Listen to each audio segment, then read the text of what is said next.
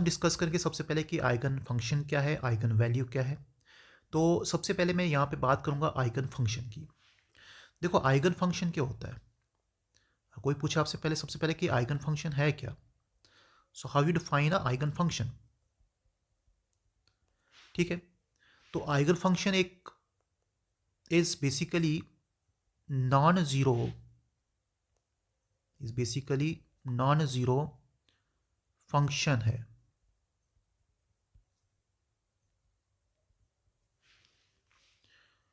which which when acted upon a linear operator,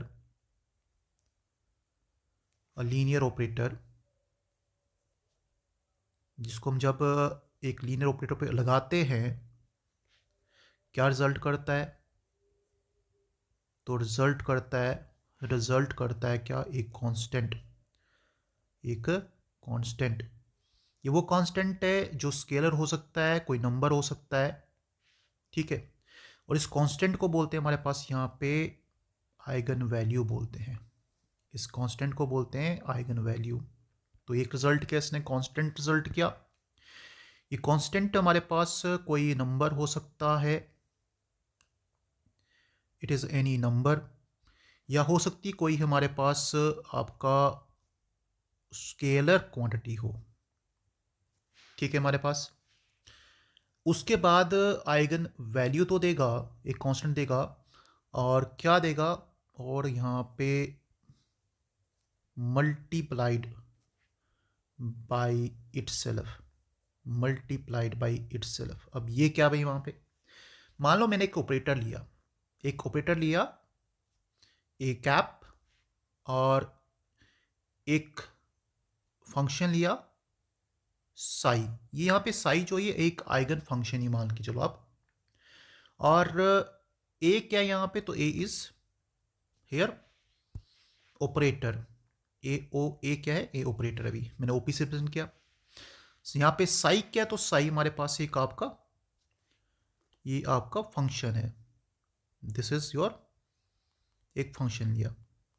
ठीक है, और एक इसके बराबर आएगा, this is equal to, let's say हमारे पास आया एक ए और मल्टीप्लाई बाई साई। तो वही फंक्शन सेम यहाँ पे आना चाहिए, और जो फंक्शन हमारे पास लेफ्ट हैंड साइड पे साई है वही हमारे पास राइट हैंड साइड पे सेम आना चाहिए। उससे जो पहले वैल्यू होगी, दिस वैल्यू इज कॉल्ड, इसको बोलेंगे आइगन वैल्यू, इसको बोलेंगे हम आइगन वैल्यू। और ये क्या होती है, कांस्टेंट होती है। This value is a constant. अगर ये वेरिएबल हुई तो फिर ये आइगन इक्वेशन ही बनेगी। अगर ये वेरिएबल नहीं हुई, कांस्टेंट हुई, तो ये बनेगी हमारे पास, this is the general form of, this is the general form of इसकी भाई यहाँ पे आइगन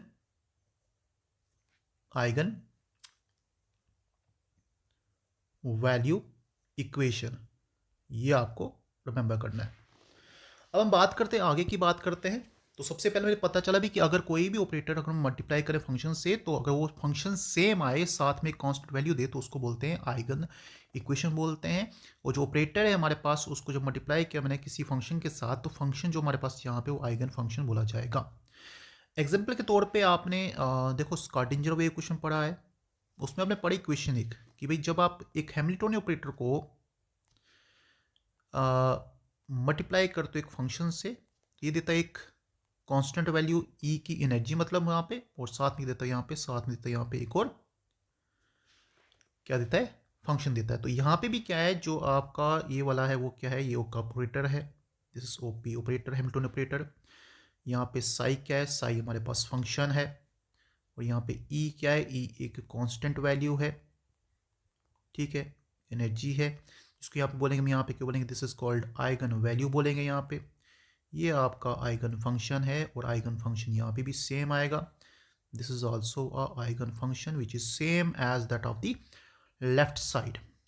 ठीक है, ये सेम होना चाहिए जो हमारे पास लेफ्ट साइड है। तो लेफ्ट हैंड साइड और राइट हैंड साइड जो फंक्शन हो सेम होने चाहिए। यहाँ पे क्लियर आपको। अब अगर मैं आपको बता दूं, ये जो आपका हैमिल्टोनियन ऑपरेटर है इसकी वैल्यू क्या होती है, ये भी यहाँ पे याद रखिए। This is equal to minus h cut square upon 2m laplacian जो ऑपरेटर है डेल स्क्वेयर प्लस v। ठीक है भाई, इसकी वैल्यू ये होती है हमारे पास। ठीक है, सिमिलरली हमें मतलब कोई बताना, जैसे मान लो एग्जाम्पल एक और दे तो मैं यहाँ पे, तो मैंने मोमेंटम का ऑपरेटर लिया पी कैप और यहाँ पे वो फंक्शन लिया साई, ये किसके बराबर है, सपोज ये पी के बराबर आया और यहाँ पे क्या होगा भी साई, तो सेम फंक्शन आया यहाँ पे। अब यहाँ पे जो पी कैप है वो क्या भी, तो p cap is equal to h upon 2 pi, ठीक है, iota d by d x. You know that h upon 2 pi is equal to h cut. That means the above equation, that is p cap, is equal to h cut upon I d by dx। ठीक है, तो ये भी हो सकता है हमारे पास यहाँ पे। तो यहाँ पे भी आपने एक ऑपरेटर लिया मोमेंटम का, इसको मल्टीप्लाई किया फंक्शन से, इसको मैं आइगन फंक्शन ही बोलूँगा यहाँ पे, और ये दिया इसने कांस्टेंट, ये आपका आइगन वैल्यू, और ये आपका सेम ऑपरेटर वही आइगन फंक्शन। तो मतलब आप तीनों में देखो तो यहाँ पे फंक्शन आपके सेम है और साथ में आ रही कांस्टेंट वैल्यू, और इसको हम आइगन वैल्यू बोलते हैं। तो ये आपको याद रखना भी, this is eigen function, eigen value. अब ये आइगन फंक्शन आइगन वैल्यू के कुछ कंडीशंस होते हैं जहाँ पे ये एक्सेप्टेबल होता है कि भाई क्या क्या कंडीशन है वो आइगन फंक्शन के, कब एक आइगन फंक्शन सेटिस्फाई करता है, उसके क्या कंडीशन। तो भाई तीन चीज़ें यहाँ पे याद रखोगे अब। तो सबसे पहले मैं इसको इरेज करता हूँ, आप इसको स्क्रीनशॉट ले सकते हो भाई हमारे पास। सो नेक्स्ट वी कम, तो अब आता हूँ मैं नेक्स्ट पोर्शन पे। अब हम बात करें कौन कौन से केसेस हैं जहां पे आपका आइगन फंक्शन इज एक्सेप्टेबल, ठीक है, नॉट वायलेटेड। ठीक है, उस कंडीशन में कौन कौन सी कंडीशन, तो तीन कंडीशन हमारे पास यहाँ पे इंपॉर्टेंट हैं। नंबर वन, आइगन फंक्शन मतलब वेव फंक्शन यहाँ पे, ठीक है भी। तो पहली बात यहाँ पे भी कि जो आपका वेव फंक्शन होना चाहिए, वेव फंक्शन जो होना चाहिए यहाँ पे साई है, मतलब जो यहाँ पे क्या है साई है, this must be single valued. तो पहली बात इसकी वैल्यू क्यों चाहिए, सिंगल होनी चाहिए। सिंगल वैल्यू से मतलब है यहाँ पे, ठीक है, कि इसकी मल्टीपल वैल्यू नहीं होनी चाहिए। सिंगल वैल्यू से मतलब है यहाँ पे कि मान लो एक डेफिनेट वैल्यू होनी चाहिए हमारे पास, तो एक चीज़ भाई यहाँ पे तो वैल्यू सिंगल होनी चाहिए। फॉर एग्जांपल मैं आपको यहाँ पे एक छोटा सा विजुलाइज करके बताता हूँ। मान लो हमने एक प्लॉट लिया यहाँ पे, ठीक है, एक ग्राफ लिया, और उस ग्राफ में हमने क्या दिखाया, इस तरह से दिखाया भाई यहाँ पे, ये मान लो हमारे पास एक इस तरह दिखाया। अब देखो यहाँ पे सिंगल वैल्यू नहीं है, तो ये तो भी एक्सेप्टेबल है ही नहीं है। बट अगर मैं इस ग्राफ को इस तरह से ड्रॉ करूं, इस तरह से ड्रॉ करूं, ठीक है, this is not this is not an eigen function, ठीक है भाई, तो ये हो गया यहाँ पे। बट अगर मैं इसको इस तरह से ड्रॉ करूं और मैं इसको दिखा दूं, let by the way I present here with this condition, तो इसको अगर मैं ऐसे प्लाट कर लो मान लो यहाँ पे, और इसको ऐसे दिखा दूं मैं, यहाँ से इधर से निकालता हूँ इसको मैं, ये भी, तो ये हमारे पास आपका सिंगल वैल्यूड आ रहा है, तो ये आपका सिंगल वैल्यूड है। सो यहाँ पे हम बोल सकते हैं कि जो आइगन फंक्शन है वो आपका सिंगल वैल्यू है, और ये आपका आइगन फंक्शन हो सकता है। ठीक है, अब नेक्स्ट पॉइंट आपको बताने जा रहा हूँ यहाँ पे मैं। द सेकेंड पॉइंट इज कि साई मस्ट बी कंटिन्यूस, अब कंटिन्यूस से कहने का मतलब ये है कि अगर हम इसको फिर प्रेजेंट करें तो मान लो एक अगर प्लॉट ड्रा करते हैं, किसका ड्रा करते हैं प्लॉट हमारे पास, तो वो है भाई हमारे पास साई वर्सेस एक्स एक्सेस के। तो अगर ग्राफ इस तरह से आ रहा है, लेट्स से अगर मैं आपको बता दूं ग्राफ अगर इस तरह से आ रहा है तो ये ग्राफ कंटिन्यूस है, ठीक है, ये ग्राफ क्या है, कंटिन्यूस है, डन। बट अगर ग्राफ अगर मैं इस तरह से यहाँ पे दिखा दूं आपको, ये हमारे पास आपका वेव फंक्शन यहाँ पे एक्स एक्सेस, और अगर ग्राफ इस तरह से आ रहा है कि यहाँ से हमने यहाँ पे लिया, ठीक है, ऐसे हो गया, और फिर हमारे पास ये देखो भी यहाँ से हो गया डिसकंटिन्यूस, तो कहीं और से स्टार्ट कर रहे हैं ना, तो होगा भाई आपका डिसकंटिन्यूस ग्राफ। तो ये यहाँ पे भाई आपका ये नॉट एन आइगन फंक्शन, तो ये एक्सेप्टेबल नहीं है, बट ये आपका एक्सेप्टेबल है, this is an eigen function. तो मतलब ग्राफ कंटिन्यूस होना चाहिए, डिसकंटिन्यूस नहीं होना चाहिए, ठीक है, डिसकंटिन्यूस नहीं होनी चाहिए।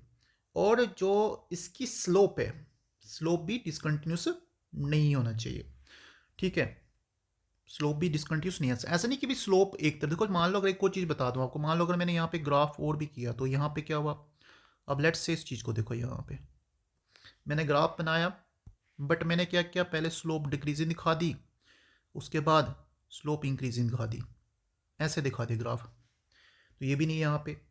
तो इस केस में यहाँ पे क्या है, स्लोप आपकी, स्लोप इज डिसकंटिन्यूस। तो अगर स्लोप डिसकंटिन्यूस है तो this is also not accepted. तो दो चीज़ हो गई यहाँ पे भी, तो दो पॉइंट हो गए हमारे पास। थर्ड पॉइंट जो हमारे पास आता है यहाँ पे वो क्या है, थर्ड पॉइंट जो आता है वो क्या है हमारे पास, तो अब आता हूँ मैं थर्ड पॉइंट पे, ठीक है। तो अब थर्ड पॉइंट क्या बोलता है यहाँ पे, तो पहले ये दो पॉइंट हो गए, अब थर्ड पॉइंट क्या कहता है यहाँ पे, थर्ड पॉइंट देखो, थर्ड पॉइंट ये यहाँ पे कहता है कि हमारे पास साई मस्ट बी फिनाइट, ये फिनाइट होना चाहिए, इनफिनाइट नहीं होना चाहिए भी, साई का होना चाहिए, फिनाइट होना चाहिए। फिनाइट का मतलब यहाँ पे कि उसकी वैल्यू इन्फिनिटी नहीं होनी चाहिए, ठीक है, और अगर इन्फिनिटी पे भी है तो साई की वैल्यू जीरो होनी चाहिए, ठीक है। अब इसकी मैं बात करता हूँ, जैसे मान लो अगर मेरे पास ग्राफ है, यहाँ पे दो ग्राफ है, मैं आपको पहले दो ग्राफ बताता हूँ, आप बताओगे इसमें कौन सा भी, तो मैं बताता हूँ आपके पास एक ग्राफ ए है, एक ग्राफ ए है, लेना किसके, प्लॉट क्या करना है, साई वर्सेस एक्स पे। दूसरा ग्राफ लेट से बी है हमारे पास, ठीक है, इसको भी प्लॉट कहाँ करना है, इसको भी करना है प्लॉट साई वर्सेस एक्स पे, और ये हो गया आपका बी ग्राफ हो गया। अब मैं आपको यहाँ पे बताने जा रहा हूँ ग्राफ को, अगर मैंने इस ग्राफ को कुछ इस तरह से बना दिया, ठीक है, ये दिखा दिया लेट से कि यहाँ से शुरू हुआ और ऐसे दिखा दिया, तो ये बन गया आपका एक ग्राफ, और दूसरा ऐसे बता रहा हूँ, देखो यहाँ पे ध्यान से दिखना, ये बन गया ग्राफ, ठीक है, ये बन गया ग्राफ आपके। अब देखो ये जो लाइंस हैं हमारे पास, तो ये इनको प्लॉट करते जाए, ये आगे चली जाएंगी, इनफिनाइट हो जाएंगी हमारे पास, ठीक है। तो ये क्लियर है अभी आपको। तो इस केस में जो पहला ग्राफ ए है ये आपका आइगन फंक्शन एक्सेप्टेबल है, और दूसरा ग्राफ जो है वो उसमें आइगन फंक्शन फिनाइट हो रहा है, इसलिए वो नॉन एक्सेप्टेबल है। So this is the third condition जो हमें याद रखनी। फोर्थ कंडीशन आपको एक और बता दूं आपको मैं, तो फोर्थ कंडीशन है भाई हमारे पास साई मस्ट बी, ये भी याद रखना भाई यहाँ पे, स्क्वायर इंटीग्रेबल, ये भी याद रखना भाई यहाँ पे। सो ये हो गए भाई फोर पॉइंट आपके जो आइगन वैल्यू को सेटिस्फाई करते हैं, मतलब ये बताते हैं कि आइगन वैल्यू हमारे पास या आइगन फंक्शन बट सेटिस्फाई कर रहा है हमारे पास। तो अगर ये चीज़ें हमारे पास नहीं है तो इन एनी केस तो we can say it's not a eigen function. No let us go through any other case. अब ये तो होगी एक्सेप्टेबिलिटी. तो एक आपको नेट कंक्लूजन यहाँ पे बताना है कि अगर कोई भी फंक्शन एक्सेप्टेबल है या फिर नहीं है, तो आपको ये कंडीशंस याद रखने हैं. You must know this all conditions. अब मैंने क्या कहा आपको, तो मतलब सिंपल हो गया. अगर आपका साई सिंगल वैल्यूड है, नंबर 1 पॉइंट, सिंगल वैल्यूड है, पहली बात. दूसरा पॉइंट, अगर आपका साई कॉन्टिन्यूस है, 2 पॉइंट. और तीसरा केस आपका साई अगर क्या है, ये अगर फाइनाइट वैल्यू है. और फोर्थ पॉइंट ये भी ऐड कर दो अब, जो आपका स्क्वायर इंटीग्रेबल है. तो ये क्या होगा भैया आपका, ये होगा आपका आइगन, ये होगा आपका आइगन फंक्शन बिहेव करेगा, वेल बिहेव्ड आइगन फंक्शन होगा. अगर ये चीज़ें नहीं है तो ये आपका कभी भी एक वेल बिहेव्ड फंक्शन नहीं हो सकता. तो ये आपको याद रखना है. अब second thing, let us test. अब टेस्ट देखते हैं भाई कि क्या हो सकता है टेस्ट इसका. So test to identify the eigenfunction, test for eigenfunction. तो हम इसको कुछ एग्जांपल बताएंगे, उसे बताएंगे कि आइगन फंक्शंस हैं या नहीं है ये, या फिर वो आइगन इक्वेशंस हैं या नहीं है. तो जैसे मान लो मैं पहले का आपको एक बताता हूँ. So let us take example number 1. तो मैं यहाँ पे ये बताने जा रहा हूँ, एक टेस्ट करते हैं छोटा सा भी, कि कहता है शो, क्या बोलता है, शो दैट क्या शो करना आपने, नंबर 1 पार्ट, एक पार्ट करते हैं. कहता है ई रेज पावर एक्सपोनेंशियल पावर, क्या यहाँ पे ए एक्स, ठीक है, यहाँ पे भी is eigen function of operator,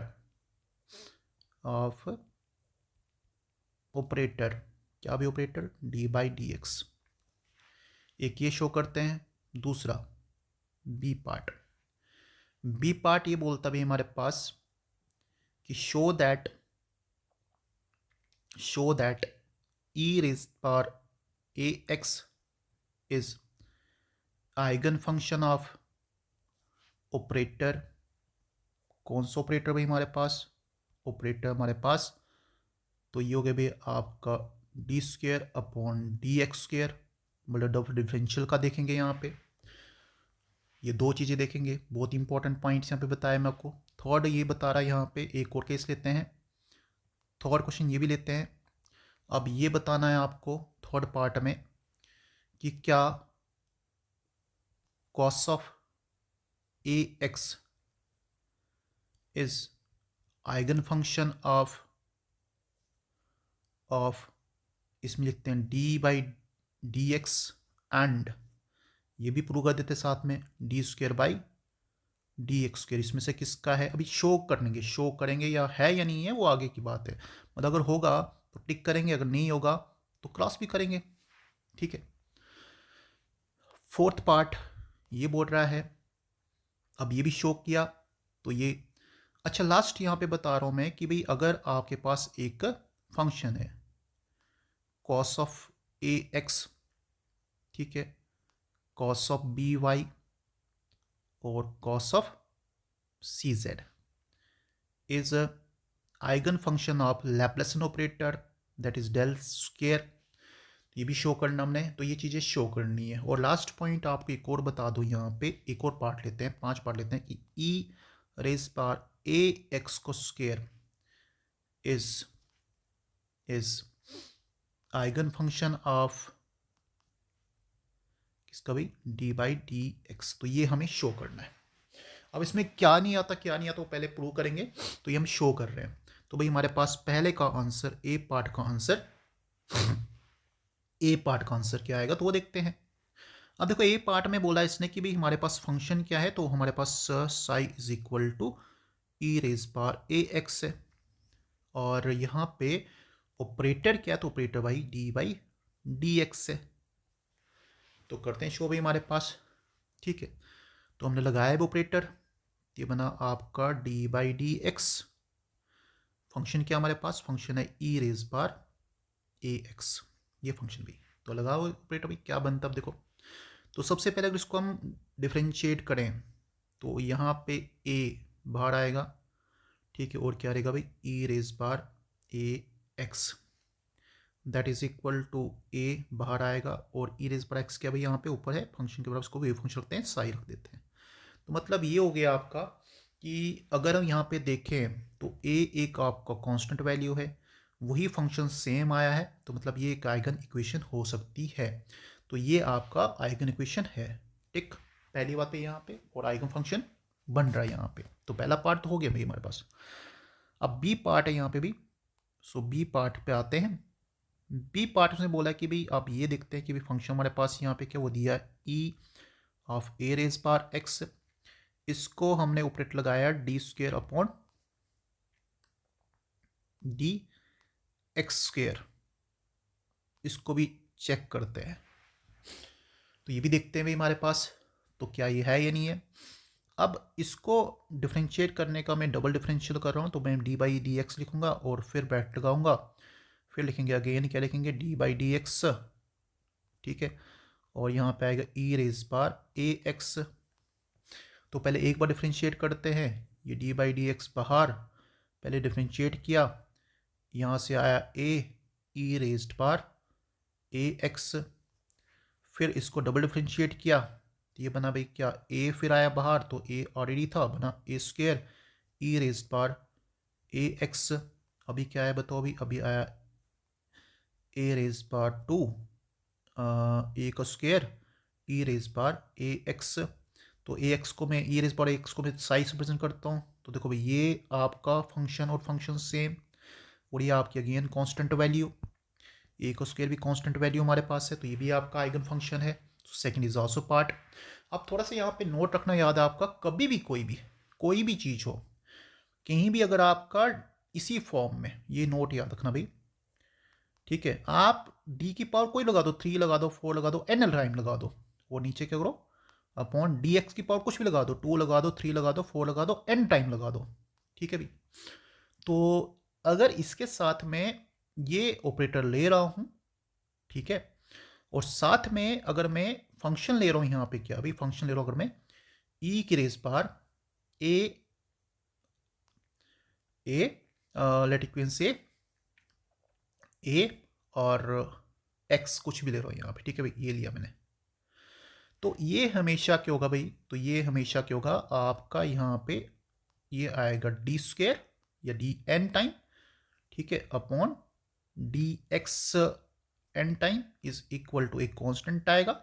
अब यहां पे देखो भाई, यहां पे हमारे पास थी आपकी वैल्यू, अगर मैंने स्क्वेयर किया तो यहां पे कांस्टेंट का स्क्वेयर आ रहा था, तो यहां पे भी कांस्टेंट आएगा, कांस्टेंट की यहां पे पावर जो होगी, अगर यहां पे 3 होगा तो 3 होगा, यहाँ पे n टाइम्स, आगे क्या आएगा अभी यहाँ पे, तो आगे आएगा हमारे पास यहाँ पे आपका ई रेज बार ए एक्स। मतलब कहने का मतलब ये है कि अगर आपने d3 किया अपॉन डी एक्स क्यूब किया, ये कितना आएगा बताओ, ये आएगा आपका a की पावर 3, मतलब a क्यूब और ई रेज बार ए एक्स। अगर आपने d का पावर 4 किया अपॉन डी एक्स 4 लिया, ये बनेगा आपका a raise power 4 e raise power a x. तो ये हो गया भैया यहाँ पे।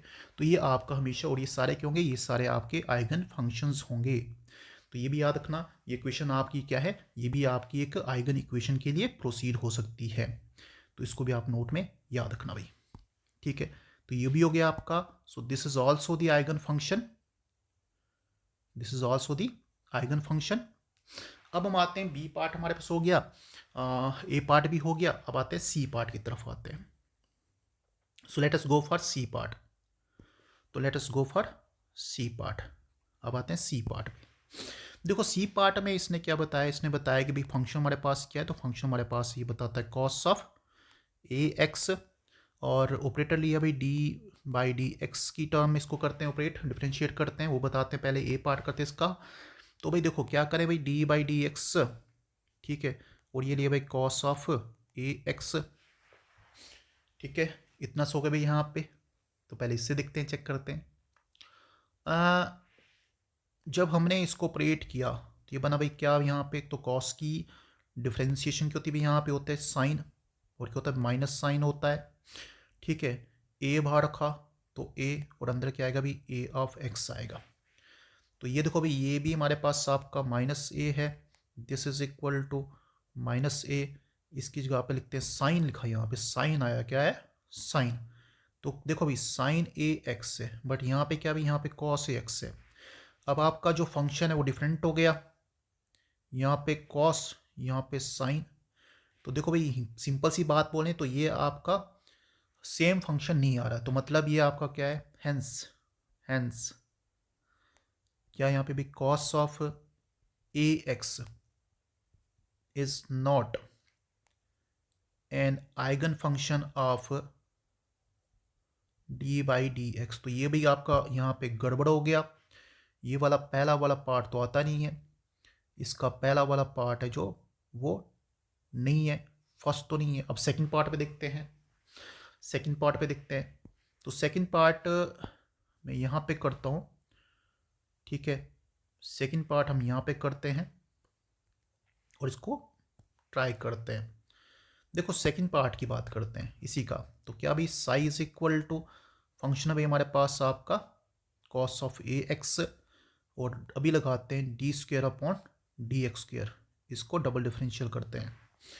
देखो भाई लगाते हैं डबल डिफरेंशियल, अभी हो गया भाई डी अपॉन डी, ठीक है, और डी अपॉन डी एक्स, तो हम लेते हैं यहाँ पे भी कॉस ऑफ ए एक्स। अब कॉस की डिफरेंशिएशन क्या आती है, तो कॉस की डिफरेंशिएशन करें तो साइन आता है हमारे पास, तो पहले तो साइन आएगा, और जब भी हम कॉस की डिफरेंस करते हैं तो माइनस साइन आता है, you know that very well. अब हमारे पास यहाँ पे तो अब इसको डिफरेंशिएट किया अभी हमने, तो देखो भाई क्या बनेगा यहाँ पे, ये बनेगा आपका डी बाई डी एक्स। तो भाई बताओ इसकी कंडीशन क्या होती है, यहाँ पे इसकी डिफरेंशिएशन क्या होती है भाई, तो ये बनेगा आपका माइनस ऑफ ए पीछे आया यहाँ पे, ये बना साइन ऑफ ए एक्स बना, ठीक है भाई हो गया वन टाइम। अब इसको दोबारा से डिफरेंशिएट करेंगे, देखो माइनस का तो माइनस ही रहेगा हमारे पास, साइन ए एक्स क्या होगा भाई यहाँ पे, तो ये बनेगा ए कॉस एक्स, तो ए मल्टीप्लाई हो गया भाई ए स्क्वायर बन गया, और ये बनेगा कितना भाई, ये बनेगा कॉस ऑफ ए एक्स बनेगा। आप देखो भाई यहाँ पे तो जो हमारे पास आपका फंक्शन था कॉस ऑफ एक्स, वही सेम आया यहाँ पे कॉस ऑफ एक्स। ये जो वैल्यू हमारे पास, ये वैल्यू जो माइनस ए का स्क्वायर आया, तो ये आपकी आइगन वैल्यू होगी, और आपका आइगन फंक्शन सेम आ रहा है, तो मतलब ये आपका फॉलो कर रहा है। तो जो सेकंड पार्ट इसका है यहाँ पे, ये आपका फॉलो कर रहा है, अभी पहला पार्ट फॉलो नहीं कर रहा। तो बोल सकते हैं यहाँ पे कि जो हमारे पास आपका कॉस ऑफ ए एक्स जो है इज आइगन फंक्शन ऑफ किसका भाई, d square upon d x square, but याद रखना not D upon d x square. तो होगा भाई यहाँ पे, तो भाई कितने पॉइंट, 30 पॉइंट हो गए। चौथा जो कहता है भाई, चौथे पे आते हैं हमारे पास, लेट्स कम टू फोर्थ। तो आते हैं फोर्थ पे। अब फोर्थ क्या बोलता है भाई यहाँ पे, तो go for fourth one, D part. तो डी पार्ट पे हम अब प्रोसीड करेंगे, डी पार्ट। अब डी पार्ट क्या बोल रहा है यहाँ पे, कहता है कॉस ऑफ ए एक्स, इसने एक फंक्शन लिया है कॉस ऑफ ए एक्स, फिर लिया भी कॉस ऑफ बी वाई, फिर लिया कॉस ऑफ सी जेड। तो कहता भी is eigen function of del square, तो भाई यहाँ पे इसने लिया डेल स्क्वेयर। अब del square you know that what is del square, is d आपका square upon d x square plus d square upon d y square plus d square upon d z square, Laplace operator भाई हमारे पास, ठीक है। तो ये हो गया भाई यहाँ पे, अब ये चेक करेंगे, तो चलो अब इसको भी प्रोसीड करते हैं। तो लेट अस प्रोसीड। तो क्या होता है भाई del square psi is equal to, क्या लिखें यहाँ पे भी, तो डेल स्क्वेयर की वैल्यू लगा देते हैं यहाँ पे, that is d square upon d x square, ठीक है। उसके बाद प्लस क्या आएगा भी d square upon d y square plus क्या आएगा d square upon d z square, ठीक है। और फंक्शन क्या है यहाँ पे, वो है भाई cos x a x, cos of b y, और क्या भाई कॉस ऑफ सी जेड। ठीक है, इतना सा हो गया हमारे पास। अब इसके बाद का जो मैथमेटिक्स है, तो देखो भाई क्या होगा। अब हमने क्या किया, पहले इन दो को पकड़ते हैं, ठीक है, इन दो को पकड़ते हैं और इसका डिफ्रेंशिएशन करते हैं। तो क्या बनेगा बताओ अभी, ये बनेगा cos of b y cos of c z, और ये हो गया भाई double differential d square upon d x square. क्या आएगा यहाँ पे, भी आएगा cos of a x, done यहाँ पे। फिर प्लस, फिर क्या आएगा प्लस। अब आते हैं किस पे आते हैं, अब बी वाई पे आते हैं। अब मतलब क्या कहते हैं इसको, बी वाई पे आते हैं। तो बी वाई क्या बनेगा, अब लेते हैं cos of a x cos of c z, और भाई d square upon d y, ठीक है भाई, डी एक्स स्क्वेयर। ये क्या आएगा हमारे पास यहाँ पे, तो ये आएगा कहाँ गया भाई ये, तो ये बन गया आपका, किधर किधर गया, हाँ, कॉस ऑफ यहाँ पे एक्स लिया है, अब हम लेते हैं बी वाई लेते हैं, डन। यहाँ पे प्लस, प्लस क्या करते भाई यहाँ पे, तो प्लस हम करते हैं इसको, अगेन प्रोसीड करते हैं।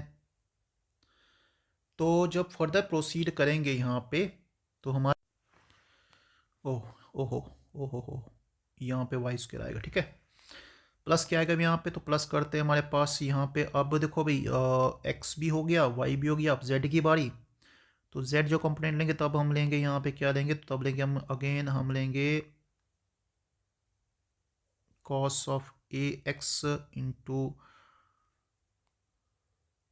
Cos of b y d square upon d z square, ठीक है। और ये आएगा क्या भी, ये आएगा कॉस ऑफ सी जेड, ठीक है। अब इसको थोड़ा प्रोसीड करेंगे आगे की तरफ, आगे की तरफ बढ़ते हुए यहाँ पे, ठीक है। तो अब यहाँ पे हमें इसकी डिफ्रेंशिएशन करनी है पहले पार्ट की, ठीक है। एक ये पार्ट इसको डिफ्रेंशिएट करना है, एक ये पार्ट इसको डिफ्रेंशिएट करना है, एक ये डिफ्रेंशिएट करना पार्ट हमें। तो अब देखो क्या क्या हो सकता है यहाँ पे पॉसिबिलिटी। सो पॉसिबिलिटी क्या क्या हो सकती है, तो आते हैं थोड़ा सा, मैं क्या करता हूँ, इसको थोड़ा लेते हैं ऊपर, इसको थोड़ा लेते हैं ऊपर, चल भाई, ठीक है। अब आगे बढ़ते हैं। नाउ व्हाट विल हैपन, तो आ जाओ भाई यहाँ पे। अच्छा देखो भाई, ये कॉस बी वाई और कॉस सी जेड ऐसे रहेगा। अब यहाँ पे डबल डिफरेंशिएशन कॉस की, तो कॉस की डिफरेंशिएशन हमारे पास है, तो क्या बनेगा पहले, तो पहले कॉस से डिफरेंशिएट करें तो ये क्या बनेगा, दिस विल गिव अस, ये बनेगा हमारे पास। को सीधा करो, देखो क्या होता है, मैं आपको यहाँ पे थोड़ा बता दूँ साइड पे। अगर आप डिफरेंशिएशन करो D of D x square की, क्या लिया आपने, आपने लिया कॉस ऑफ ए एक्स लिया है। तो पहली बात भाई, इसको भी आप देखो, तो पहले ये डी बाई डी एक्स लिखते, तो उसको मैं डी बाई डी एक्स लिख देता हूँ। क्या करना भाई, कॉस ऑफ ए एक्स करना है। तो बताओ भाई कॉस ऑफ एक्स की क्या आएगी, तो ये होगा भाई डी बाई डी एक्स, ठीक है। तो कॉस की जो डिफ्रेंशिएट होती है माइनस साइन होती है, minus sine of a x a बाहर, ठीक है। फिर इसको दोबारा से डिफ्रेंशिएट किया तो क्या बनेगा बताओ अभी, फिर हमारे पास ए बाहर आया तो ए स्क्वेयर माइनस ए का स्क्वेयर, और साइन क्योंकि भाई साइन क्योंकि हमारे पास cos of a x, done यहाँ पे। तो ये बनेगा आपका, तो ये बनेगा, यही हमने पुट करना है यहाँ पे। अब जो ये लिखा है यहाँ पे, तो इसी को पुट करना है, इसी के हिसाब से पुट करना है, इसके हिसाब से हमें पुट करना है, जो हमने लिखा है यहाँ पे इसी के हिसाब से पुट करना है। तो इसको मैं थोड़ा सा बैक करता हूँ, डिलीट कर देता हूँ इसको मैं, ठीक है। तो इसी को पुट करना है इसी के हिसाब से। तो आते भाई, तो क्या बना भाई यहाँ पे बना इसका पूरा, अभी हमने किया था, तो ये बना था हमारे पास क्या, this is equal to minus a का स्क्वायर, ए का स्क्वायर क्या आया था भाई, कॉस ऑफ ए एक्स आया था। सेम आगे जाएंगे, ठीक है भाई, सेम आगे जाएंगे। प्लस क्या भाई यहाँ पे आ जाओ, cos of a x cos of b y, cos of a x और कॉस ऑफ सी जेड करते पहले, सी जेड। तो बताओ अभी इसका क्या आएगा, ये भी आएगा हमारे पास माइनस, ये हो गया भाई आपका अगेन ए का स्क्वायर, ये इसको, हाँ, तो ये आएगा कहाँ गया भाई ये, इधर, हाँ बी का स्क्वायर आएगा, not a, this is now b का स्क्वायर, हाँ बी का स्क्वायर, बी वाई है ना, बी का स्क्वायर, ये बनेगा आपका cos of b y plus क्या आएगा भाई, ये आएगा cos of a x cos of b y, तो यहाँ पे आएगा क्या भाई, यहाँ पे आएगा माइनस जेड का square cos of c z. तो ये हो गया भाई यहाँ तक। अब इसको फर्दर प्रोसीड करते हैं, इसको फर्दर प्रोसीड करते हैं, सो प्रोसीड फर्दर, ठीक है, इसको प्रोसीड करो फर्दर, इसको मैं यहाँ पे ले जाता हूँ, थोड़ा सा यहीं पे लेते हैं इसको, ठीक है। अब इसको फर्दर प्रोसीड करेंगे। अच्छा भाई, तो आगे क्या चलेगा, अब आगे देखो हमारे पास यहाँ पे, सो नेक्स्ट स्टेप हमारे पास क्या होगा भाई, अब यहाँ से ए, यहाँ से बी, यहाँ से बी का स्क्वायर, यहाँ से आपका क्या कहते हैं इसको, ये सी स्क्वायर रखा था मैंने, इसको सी स्क्वायर रख देता हूँ मैं, सी स्क्वायर, इन सब को बाहर निकाल देते हैं ना, जेड नहीं, यहाँ पे सी था ना हमारे पास टर्म सी स्क्वायर, तो भी इसको निकालते हैं बाहर, तो क्या बनेगा बताओ, यहाँ पे बनेगा आपका माइनस ए का स्क्वायर प्लस बी का स्क्वायर प्लस सी का स्क्वायर, बाकी बताओ भी क्या आएगा, तो बाकी आएगा आपका कॉस ऑफ ए एक्स, ठीक है, और कॉस ऑफ बी वाई और कॉस ऑफ सी जेड। अब ये सारा क्या भाई, ये सारा आपका फंक्शन है, इसको साइज प्रेजेंट किया तो क्या बनेगा, माइनस बनेगा आपका ए का स्क्वायर प्लस बी का स्क्वायर प्लस सी का स्क्वायर, वही बनेगा आपका साई, ठीक है।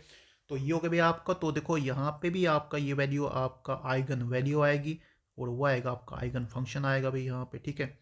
तो ये था भाई आपका किस तरह से हम इसको टेस्ट करते हैं कि आइगन फंक्शंस हैं या नहीं है। तो this is all about today, so we discuss हॉलिसॉली द आइगन फंक्शन, बट अब नॉट ये ही नहीं, हमारे पास एक पार्ट और इसमें करते हैं, ठीक है। तो एक पार्ट इसमें और करते हैं, तो इसको अब डिलीट करते हैं और आते हैं कुछ क्वेश्चंस पे। क्वेश्चंस वो जो क्वेश्चन जो जेके पीएससी ने पूछे गए क्वेश्चन है उनकी बात करेंगे यहाँ पे। तो एक क्वेश्चन हमारे पास यहाँ पे, तो ये क्वेश्चन हमारे पास भाई पहला क्वेश्चन ये पूछा कि इसमें से कौन सा एक्सेप्टेबल फॉर्म है, ठीक है, 2016 का क्वेश्चन है भी ये पूछा गया कौन सी एक्सेप्टेबल फॉर्म है, तो वो कौन सी फॉर्म भाई, देखो अभी बताया था यहाँ पे ये वाली एक्सेप्टेबल फॉर्म है, ठीक है। तो इसमें आंसर आएगा आपका psi is equal to e raise power minus x का स्क्वायर। फिर ये पूछा भाई हमारे पास कि भाई बताओ वो कौन से वेव फंक्शन जो एक्सेप्टेबल होते हैं क्वांटम मैकेनिक्स में, रेंज क्या उनकी, तो एक्स गोज फ्रॉम 0 to 2π। तो देखो भाई अगर मैं बता दूं, एक सिंपल सी बात सुना मेरी यहाँ पे, अब हमने कहा कि भाई साई सिंगल वैल्यू होना चाहिए, आप साइन को ले लो भाई, साइन आप 0 से शुरू हो जाओ, 180 पे जाओ, 360 पे जाओ, जो भी जाना है। अब बेसिकली 0 से शुरू हो गए, 2π पे आ गए, अब पाई की वैल्यू 180 और 2π की वैल्यू 360, मतलब आप जा रहे हो 0 से कहाँ पे, 2π तक जा रहे हो, ये आप देख रहे हैं। तो अगर आप देखोगे साइन की वैल्यूज, तो भी साइन की वैल्यू जो हमारे पास है, पॉसिबली जो वैल्यूज होती है साइन की वो क्या होती है, देखो साइन की वैल्यूज अगर आप देखोगे तो they are not, we can say, अगर साइन जैसे मान लो थोड़े सा बता दो, इसको डिटेल बताता हूँ, साइन की वैल्यू क्या होती है, साइन की वैल्यू होती है भी, तो sine 0, so what is sine 0, तो साइन 0 इज इक्वल टू, तो वो तभी 0 आता है ना। 30 क्यों होता भाई, 30 होता है 1/, क्या होता है भाई, हाँ 1/2 होता है। अच्छा भाई 60 कितना होता है, 45 पहले, सॉरी 45 कितना होता है, 1/√2 होता है। अच्छा भाई 60 कितना होता है, 60 होता है हमारे पास कितना, √3/2 होता है। और हमारे पास साइन 90, तो साइन 90 कितना भाई यहाँ पे, तो कोई पूछे 90 कितना होता है, तो ये 1 होता है, ठीक है। उसके बाद साइन 180 कितना आएगा, तो साइन 180 कितना आएगा, तो साइन 180 आएगा कितना भाई, अगेन 0 आएगा। और अगर मैं इसी तरह से जाता जाऊँ तो अगेन ये आप देख रहे हो कि भी वैल्यू हमारे पास जो है वो 1 से ऊपर नहीं आ रही, ठीक है। तो 1 से ऊपर नहीं आ रही, तो भाई ये आपकी फिनाइट वैल्यू हो सकती है हमारे पास, दिस इज फिनाइट वैल्यू, क्योंकि भाई इनफिनाइट तो नहीं आ रही कहीं पे ना। सिमिलरली अगर मैं एक बात करूँ कॉस की भी सेम होती है। देखो कॉस का भी क्या होता है, जो तो कॉस की बात करें तो कॉस में भी सेम ही चलता है ऑलमोस्ट। कॉस में क्या होता है भाई, कॉस 0 होती है भाई, वैल्यू 1 होती है हमारे पास, है ना। फिर कॉस 30 आता तो भाई उसकी वैल्यू होगी भाई कितनी, √3/2 होगी हमारे पास। फिर आता है कॉस 45 आता है, उसकी वैल्यू होगी भाई कितनी, दैट इज बेसिकल 1/√2 होगा हमारे पास। कॉस 60 कितना होगा भाई यहाँ पे, कॉस 60 का 1/2 होगा, और कॉस 90 कितना का 0 होगा। ऐसे ऐसे चलते जाए तो यहाँ पे भी वैल्यू भाई, अब कॉस तो 180 की वैल्यू भाई क्या होगी, होगी भाई हमारे पास आपका वो भी 1 होगी, और 360 की होगी -1 होगी। तो मतलब यहाँ पे देखा जाए तो कहीं भी वैल्यू इनकी फाइनाइट नहीं आ रही। तो भाई कॉस कॉस कोई भी कॉस का कोई भी एंगल, ठीक है, या फिर साइन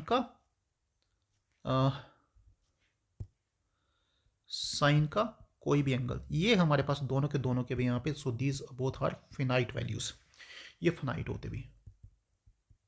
अगर आप कॉस प्लस साइन भी करो, अगर आप cos theta plus sine theta या sine theta plus cos theta वो भी करें, वो भी क्या होता है, फिनाइट वैल्यू देता है। So this also gives us finite value. अब मैं बात करता हूँ टेन की। देखो टेन की जब बात करते हैं, ठीक है भाई, टेन की जो बात करते हैं, अब टेन की बात करते हैं। यहाँ पे थोड़ा सा आपको कॉन्सेप्ट जो है ना वो ट्रिग्नोमेट्री से रिलेट हो रहा है, तो चलो उसी को डिस्कस करते हैं। अब आते हैं टेन पे। अब देखो टेन की वैल्यू बताओ तो भाई, टेन की वैल्यू बताते हैं। टेन के केस में यू नो दैट अगर टेन की मैं बात करूं तो क्या होता भी कि tan x is not acceptable. Why, why so not acceptable, why. अब ऐसा क्या भाई, यहाँ पे देखो 0 से शुरू करते हैं 2π तक, 0 शुरू करते हैं 2π तक, और आप जब जाते हो 0 से 2π तक तो वैल्यूज की हो जाती है यहाँ पे। देखो टेन 0 की वैल्यू, टेन 0 की वैल्यू, ठीक है। फिर टेन 30 की वैल्यू, टेन 45 की वैल्यू, टेन 60 की वैल्यू, और टेन 90 की वैल्यू, ठीक है भाई। इन सबको देखेंगे यहाँ पे। सो यू नो दैट कि अगर टेन की बात करें तो जब हमारे पास आपका एक्स अगर मैंने पुट किया π/2, π/2 मतलब आपका 90 डिग्री, तो 90 डिग्री पे आपकी वैल्यू आती भी, तो this is equal to not defined, मतलब आपकी कहीं ना कहीं वैल्यू आती है इन्फिनाइट आती है, ठीक है। बाकी तो वैल्यू आप देख लोगे इन्फिनाइट आती है। मतलब ये हो गया कि अगर ये वैल्यू इन्फिनाइट आ रही है, अगर ये वैल्यू इन्फिनाइट आ रही है तो वेव फंक्शन आपका इन्फिनाइट हो ही नहीं सकता। तो इसीलिए जो हमारे पास आपका आएगा यहाँ पे आंसर क्या आएगा, तो आंसर आएगा आपका साइन भी आता है, कॉस भी आता है, और साइन प्लस कॉस एक्स भी आता है, तो आंसर आएगा आपका भी a part. So this will finish today's lecture, and I hope that हमारा पार्ट हो गया है और हमने इसको पूरा का पूरा फिनिश किया है। नेक्स्ट एपिसोड हम नेक्स्ट टॉपिक करेंगे। This is the first topic of JKPSC जो सिलेबस में दिया था, और इसको हमने फिनिश कर दिया, ठीक है। अब एक जो पार्ट बचता है यहाँ पे, आई थिंक एक पार्ट और बचता है। ये पार्ट आपके लिए, this is for your homework. तो आप इस पार्ट को करके बताओगे मुझे, और ये बताओगे कि इसका आंसर क्या होगा, क्या ये फंक्शन बिहेव करेगा या फिर नहीं करेगा। तो बहुत इजी पार्ट है, आप इसको भी देख सकते हो। That's all for today. Thank you so much for watching videos.